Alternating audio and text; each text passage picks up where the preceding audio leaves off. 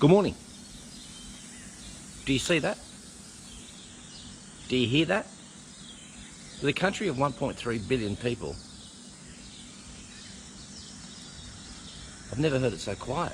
Baz, do you hear that?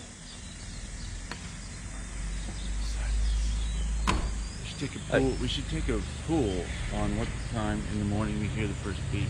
Here it comes. Let's see if he beeps.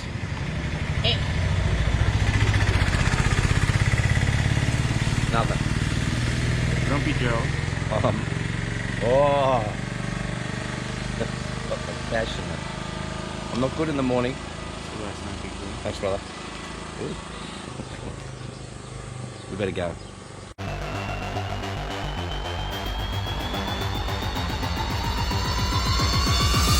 Good morning. This is day 8. We're doing a recap of day 7. Welcome to Goa. Welcome to Goa, the beautiful beaches of Baga Beach here in Goa. So we started early again. We seem to be getting up really early, like around 5 o'clock, 5:30, and you're seeing some footage at the moment of where we were staying, and there is obviously a trend here in India that nobody gets up before 10 o'clock. Yeah, nothing really opens till kind of 10 or 11, and so it's nice to get out of the city, especially if we're in a town, to get up early and get on the road and get out of the town. And it worked out really well. We hit the road, and it was these beautiful little winding roads through these tiny little villages along the coast. Looked very much like Bali. Bali of about 20, 30 years ago, though. Yeah, rural Bali, not like Kuta Bali. Yeah. But you know, palm trees, winding roads, little villages. It was really beautiful. And then the sun was coming up just as we crossed this really long span of bridge. And so we had to stop and get the photos. You may have seen the photo up on the Facebook page. It was just beautiful. We did like the locals, because we worked out that if you wanted to take a photo, like imagine this, if you were say you're in Sydney, you want to take a photo of the Opera House from the Harbour Bridge, you just stop. You get out of your car, and you just start taking photos. So we did as the locals do. Yeah. We just stopped. We went, look, it's beautiful photo opportunity, and got some great shots, hey? Yeah, we got some great shots. It was beautiful. Yeah. And it was we were pretty much the only ones on the road at that point anyway, so it was good. And then as you might remember from yesterday's video, our luggage rack broke, and one of the welds had broken, and we MacGyvered a little tree limb in there with some zip ties to keep it going.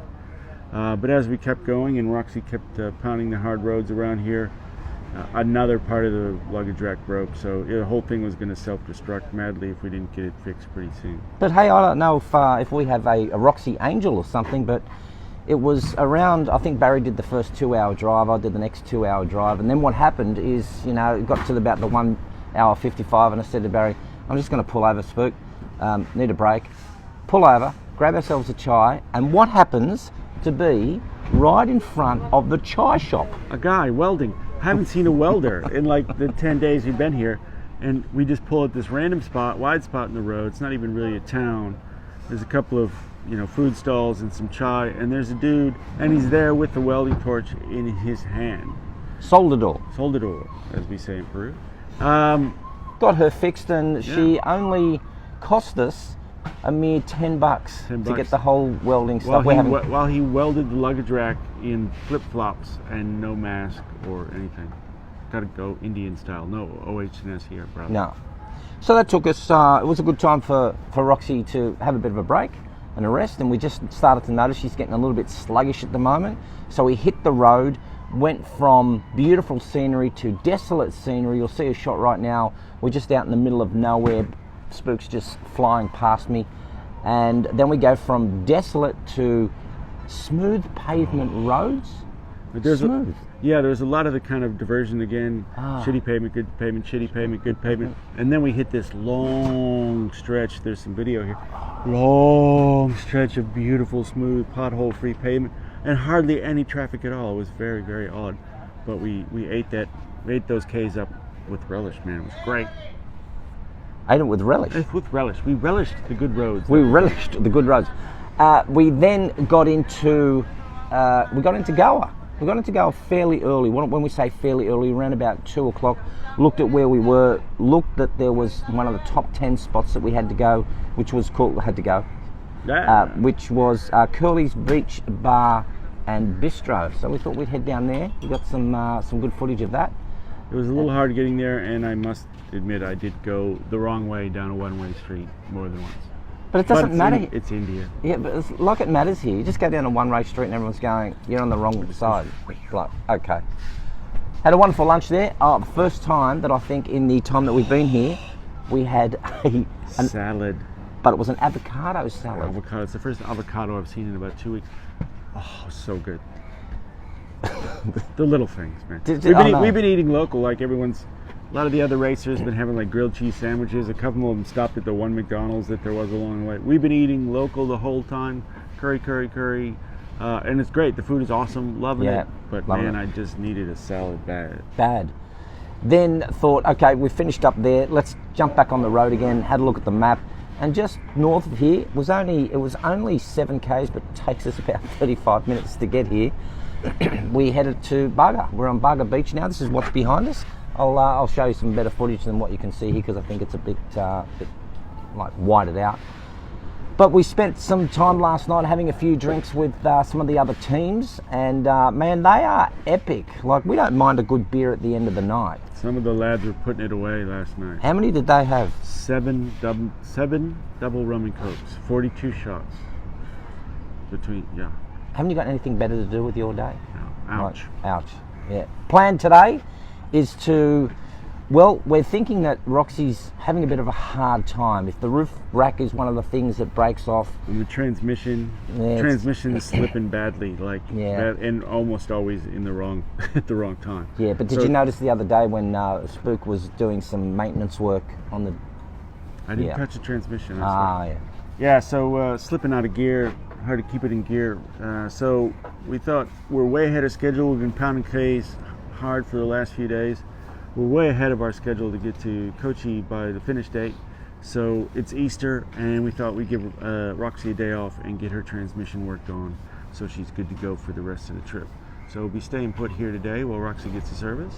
Just move out of the way for a second. Just to give everyone a bit of a... Can you see that, people? Can you see that? That's where we're staying. That's kind of like where we're staying. And we just thought it's a good opportunity while the sun's out. It's pretty warm today. It must be up around 39, 40 degrees. This beach is empty at the moment. But man, was it rocking last night.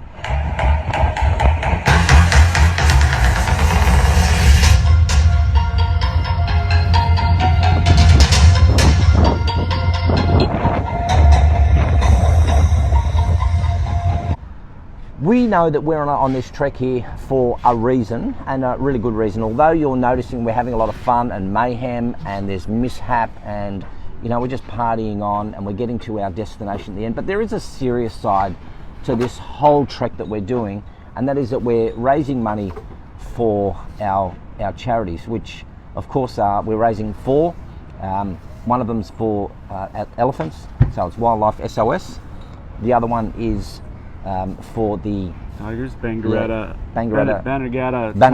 Tiger Reserve here in India. And the other 2? And 2 dogs. There's the Animal Aid Unlimited, which you saw a little bit of footage of the other day, and the other one is Pagamuma in the Philippines, which was started by a woman that works for me. She just started this dog sanctuary off her own back, her own money, just to ease the suffering of those animals in need on the streets of the Philippines. So we want to help her do that as well. So we put a big goal up there, $50,000 to raise. It's pretty obvious we probably aren't going to make that in the next week, but we'd really love to make 20,000. So donations have kind of slowed, and this is our appeal to you that yes, this is a great adventure to follow along and follow our antics as we cross India in one of the worst vehicles ever. But we need your money, we need your donations to hit that $20,000 goal when we hit the finish line, so that we can ease the suffering of some of these animals and preserve some of the wildlife conservation efforts here in India to keep the elephants alive. 98% of the elephants of the wild are already gone from India. And they're kind of the alpha of the food chain here, so that has follow-on effects throughout the entire ecosystem. So there is a serious side of this. We do need your donations, and we'd love you to help us out and to help the animals. And more so, if you've thought to yourself, you have donated, and that's great. Look, thank you to the hundreds of people that have donated. Without you, this these donations would not roll in at all. But the other side of it is, if you have donated and you want to help us more, just share the crap out of this video. Just send it off to everyone that you can. Put a little tag in there and tell them what we're doing. Also, tag them to the Facebook page so they can have a look at all of our antics as well. But share it out and let them know what we're doing. We do want to raise that target to 20,000. We're about 17,600 at the moment, so we're not far from it. And every dollar's going to count. Every donation, $5, $10, whatever you got, we would love to get you on board as a donor for the trip as well. And thank you again for all those people that donated, both personal and the corporate sponsors out there as well. Well, that's it for us for the day. Rudy, we know that you and I are having a great virtual drink. I know you're drinking all the time with us. I bet you can't keep up with those boys. Like 7 double shots of rum and coke. But I know you'd give it a go. Give it a good go. So cheers, Rudy. Cheers, Rudy. All the best, and we'll see you tomorrow. See you tomorrow, everyone.